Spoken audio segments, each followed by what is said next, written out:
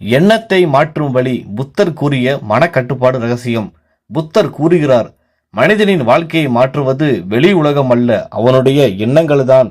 மனிதன் அவன் மனதில் எந்த எண்ணம் அதிக நேரம் தங்குகிறதோ வாழ்க்கையும் அதே திசையில் செல்ல ஆரம்பிக்கும். அதனால் காம எண்ணங்களை வெல்ல வேண்டும் என்றால் முதலில் மனதை வெறுமனமே தடுக்க முயற்சி செய்யக்கூடாது. அதற்கு பதிலாக நல்ல எண்ணங்களால் மனதை நிரப்ப வேண்டும்.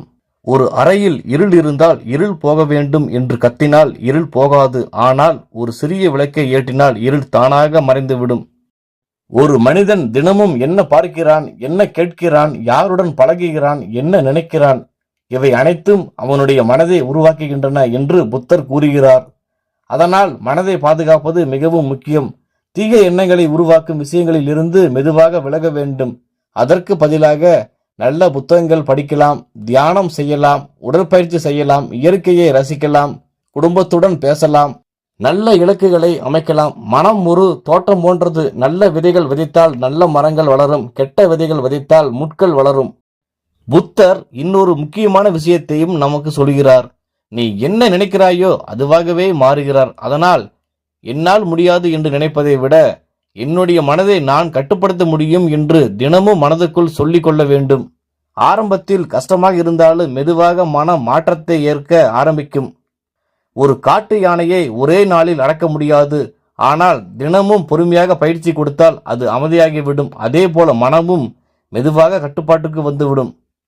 புத்தர் கூறும் இந்த வழி வெறும் ஆசையை தடுக்க மட்டுமல்ல, மனிதனை உள்ளுக்குள் வலிமையானவராக மாற்றும் வழியாகும். மனதை நல்ல விஷயங்களால் நிரப்ப ஆரம்பித்தவுடன் வாழ்க்கை அமைதியாகவும் தெளிவாகவும் மாற ஆரம்பிக்கும். புத்தர் கூறும் இரண்டாவது வழிமுறை, நிலையற்றதை உணரும் வழி. ஆசை நிரந்தரமல்ல என்று புத்தர் கூறுகிறார். ஆசையே துன்பத்திற்கு காரணம் என்று புத்தர் தெளிவாக நமக்கு கூறுகிறார்.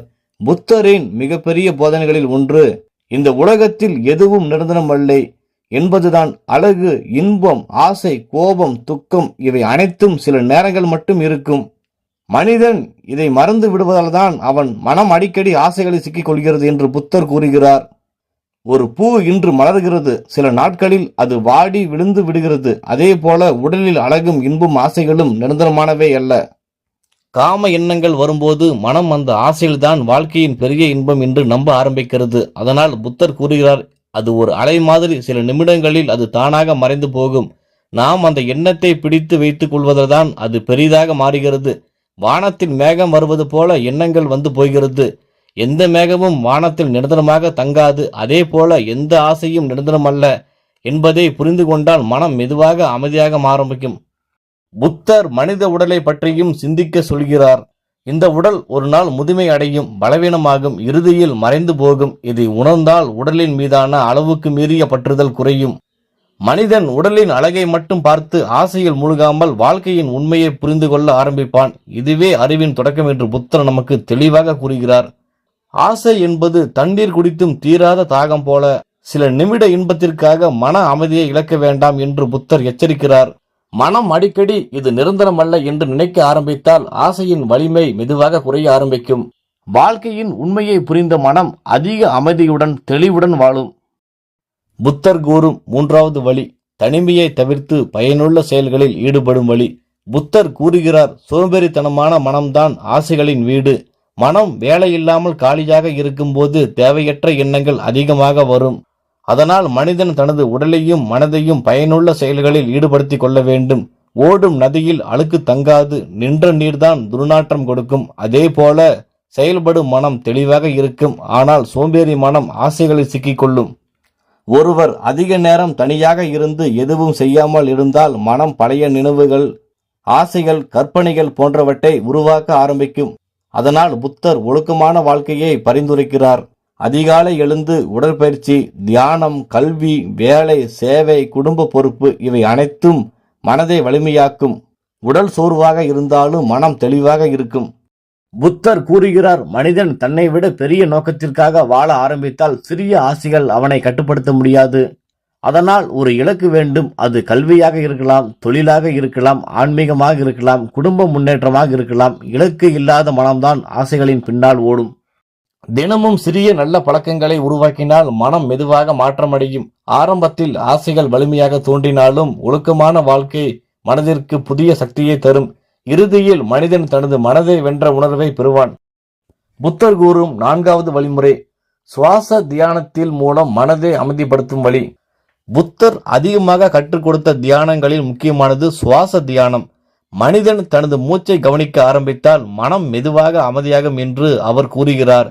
காம எண்ணங்கள் வரும்போது பலர் பயந்து போகிறார்கள் அல்லது அதை வலுக்கட்டாயமாக தடுக்க முயற்சி செய்கிறார்கள். ஆனால் புத்தர் கூறுகிறார், போராட்டம் வேண்டாம், அமைதியாக கவனிக்க கற்றுக்கொள். ஒரு இடத்தில் அமைதியாக அமர்ந்து மெதுவாக உள்ளே வரும் மூச்சையும் வெளியே போகும் மூச்சையும் கவனிக்க வேண்டும். ஆரம்பத்தில் மனம் ஓடும், பல எண்ணங்கள் வரும், ஆனால் அதனால் கவலைப்பட வேண்டாம். மீண்டும் மெதுவாக மூச்சில் கவனத்தை கொண்டு வர வேண்டும். கடலில் அலைகள் இருந்தாலும் அதன் ஆழத்தில் அமைதி இருக்கும். அதே போல மனதின் மேல் பகுதியில் எண்ணங்கள் இருந்தாலும் உள்ளே பெரும் ஆழ்ந்த அமைதி இருக்கிறது என்று புத்தர் நமக்கு தெளிவாக கூறுகிறார். தினமும் சில நிமிடங்கள் இந்த பயிற்சியை செய்தால் மனம் மெதுவாக பலமாகும். ஆசை வந்தவுடனே அதில் மூழ்காமல் அதை கவனிக்க கற்றுக்கொள்வான். இந்த எண்ணமும் கடந்து போய்விடும் என்று புரிந்து கொள்வான். இதுவே உண்மையான மனக்கட்டுப்பாடு.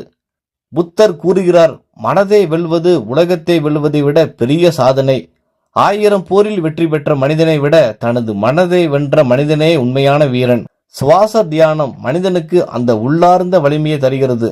இந்த பயிற்சியை தொடர்ந்து செய்தால் முகத்தில் அமைதி தெரியும், பேச்சில் தெளிவு வரும், மனதில் தன்னம்பிக்கை உருவாகும். வெளியில் எவ்வளவு குழப்பம் இருந்தாலும் உள்ளே ஒரு அமைதியான உலகம் உருவாக ஆரம்பிக்கும்.